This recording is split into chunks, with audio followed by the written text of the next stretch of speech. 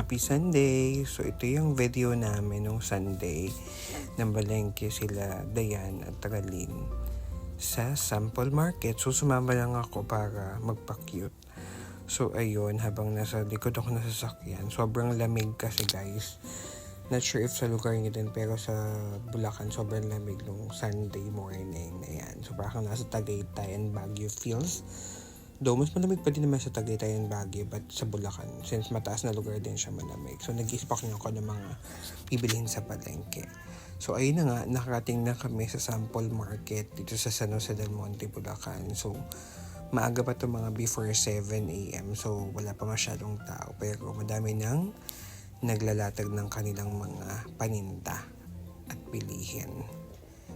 Ayan, so ano lang to guys na video kung ano-ano lang mga kinunan ko. So yan, mga gulay, mga aromatics natin. So ganun pa din guys, mahal yung mga bilihin. May mga mukhang bilihin dito sa San Jose del Monte sa may sample, pero most likely the same din siya sa ibang palengke. Kasi yung presyo naman is hindi nagbababa. Minsan tumataas, or should I say palagi parang nataas. Ayan, so sila din lang naman yung namili. Ako hindi ako namili dyan.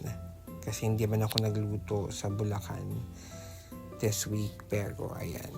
So pumili kami ng mga kailangan nila sa bahay at pangluto. Yan. So medyo mura dito sa tindahan na napuntahan namin. Mas mababa yung presyo compared sa ibang tindahan.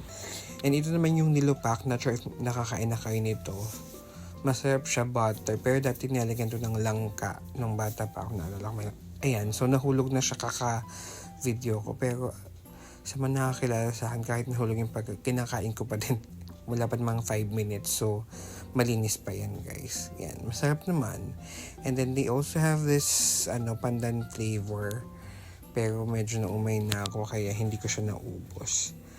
Ayun, so ito naman yung pauwi na kami ng bahay kasi nakatapos na sila din mag-grocery or mamalengke ng kanilang ulam for the week. Ayan. So, hawak ko yung itlog kasi baka mabasag. Alam niyo naman ang itlog, mabilis mabasag. So, kailangan siyang hawakan. Yun lang. Bye. Hindi pa pala tapos guys. Kasi bumili si Den ng pandesal na may cheese sa kalsada. So, sobrang sarap nito kasi sobrang init pa at bagong luto. So, ninanamdam ko yung cheesy pandesal na yan. Nakaubos at ako ng isa't kalahati.